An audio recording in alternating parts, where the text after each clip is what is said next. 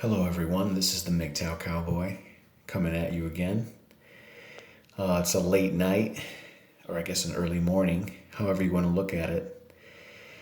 And I wanted to share a thought I had. It occurred to me that almost every single person that I hang out with in my inner circle and all of the people that I work with in my inner circle at work are either unmarried or divorced or in some sort of, long term or medium term, short term failed relationship. Uh, I was thinking about at my work, I spend a lot of time at work. We all spend a lot of time at work. And I'm a trucker. And I probably deal with, at my particular location, in total at least maybe 12 truckers that I see on a regular basis. There's more. Sometimes guys come from other locations and so on, but generally it's like the same 10 or 12 people that I see, let's say on a weekly or monthly basis. Every single one of them is in some sort of failed relationship or marriage that turned into a divorce, or they're single. I don't know a single one that's married. At the, let's call it the facility that I work at, there's probably at least 100 people that work there. Let's say, 50 guys, 50 girls. I don't know anyone except for maybe like one guy. Seriously, one guy. I think his name is Bill, who's actually married. Um, and then also like my closest friends, my circle. For example, there's this one army guy. He is 24 years old. I think he gets out of the military in just a couple months. He's 24 and he's never been, of course, never married. And to the best of my knowledge, he has never been in one single long-term relationship. Um, and he jokes around, but he's sort of serious when he says like, wow, these girls are impossible. And like he talks about how he wants to go to the Philippines and find like a girl there, and like how the girls over there, um, they like love servicemen, they love like military guys, and they love Americans, and they all want to get their green card and come over here and da da da da da da. I got another friend. He's probably my closest friend.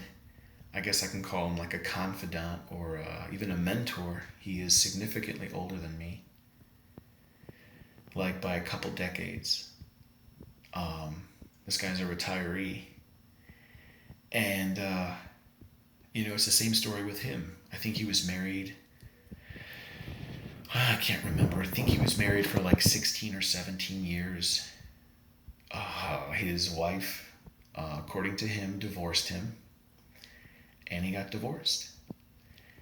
And let's see. There's a couple more. There's this one guy I know. He is technically my boss now. When I first met him, he was not my boss. We were peers.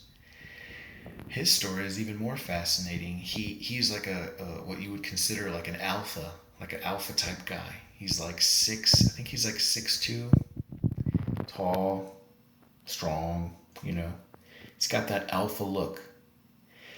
If I remember correctly, he has 4 different kids by 3 different women. I remember when he got a promotion. I could have applied for it, but I didn't think it was worth it. Of course, he applied for it and he got it. The pay increase was minimal. It was $1 more an hour. And you were guaranteed 40 hours a week. The way I'm going now is I basically I get like 39 hours a week, and he's getting like 45. But what he doesn't tell you, what he doesn't tell me, what he doesn't admit to me, but because I'm a Mgtow, we know this. He's got all these kids. He's on child support. We know what happens. What happens if you miss a child support payment? I'm not saying one, but what if you miss two or three or four or whatever? Well, I don't know all the details, but I get the big picture. You will be dragged into court, and if you cannot pay, you are subject to getting arrested and going to jail. He tries to play it off that, like, oh yeah, he's like a big boss now, and like, he's technically corporate, and he's making all this money, and he's the shit now, and when that's not the case at all. I know, and he knows secretly, that he's actually in a bind. He's having to pay all this child support. He's got all this, like, baby mama drama. He's stuck. And I saw him a while ago, and I told him, yeah, blah blah blah. I'm on the verge of buying my first investment property. And you should have saw the look on his face, like, oh shit, the reality sets in. Even though maybe he works like 6 or 8 hours more than me, I'm actually putting away more money than he is. I'm able to save and he's not. And that's what happens as a Mgtow. If you stick to this lifestyle, you will see the fruits of your labor. You're not going to notice it right away. But, weeks turn into months, right? And months turn into years. And then the next thing you know, I'm looking at like some property and I'm ready to buy. He doesn't have $1. I think his youngest kid is like, I don't know, like 3 or 4. This guy's going to be stuck paying child support for the next, like, I don't know, 15 years? How's he going to be able to save? Him and I are the same age.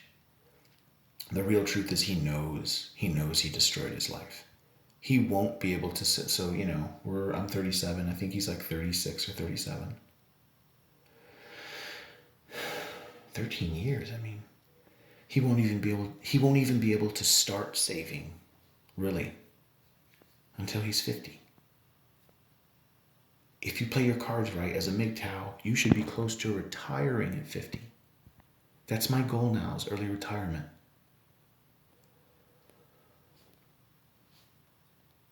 Everyone I know is divorced. A month ago, a couple weeks ago, I don't know, 3 weeks, 4 weeks ago, I got a call from 2 old friends, both of which were coworkers. This guy named Wesley and this guy named, what was his last name? Garcia.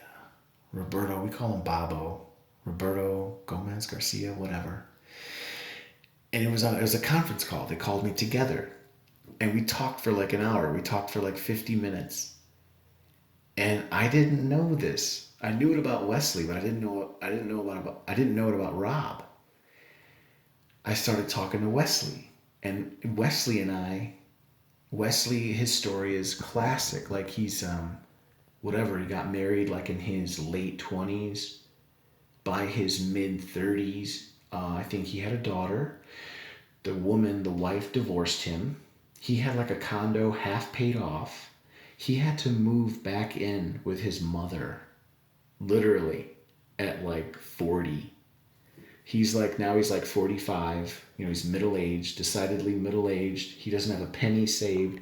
He's still having to pay child support, I think, for another couple of years. She got the entire estate. They lie and say like, oh yeah, we're gonna take the money. If there's a house, we split it down the middle. You gotta sell it and split the estate. No, she just got everything. She got everything.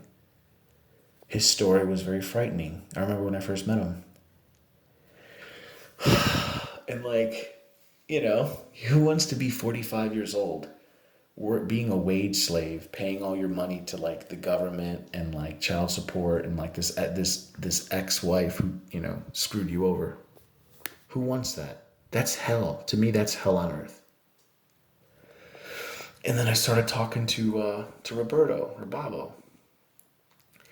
And I didn't know this. I knew he was married. Last time I saw him, I borrowed his truck. I rented. He had like a van, like like this old shitty van that I used to transport something when I was first moving into my apartment.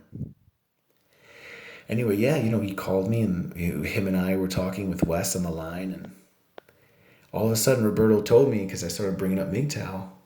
Roberto was like, "Oh yeah, yeah, I was divorced. I didn't know that because he's currently married. He was married before and got divorced, and like whatever, he's got like kids by another marriage, and he related the same kind of problems. He was like, "Oh yeah, I lost my license and I had to go to court and all this and child support and this and like." I'm sorry. It's gotten to the point now where I can confidently say every single man I know and associate with and socialize with is not married. I see nothing but failed relationships, short term, long term, whatever. And yeah. Anyway, I'm sorry. This video is going long, but yeah, it occurred to me. I had to think about it, and like, yeah, all the guys I know, all of them, my bosses, the truckers at work, my inner circle, none of them are married. The ones that were married, they're all divorced. So don't get married, guys, because damn, it's a racket. Anyway, yeah, this is the Mgtow Cowboy. If you guys like, if you guys like the video, please like, please subscribe. Feel free to leave a comment. Yeah, talk to you guys later. Bye.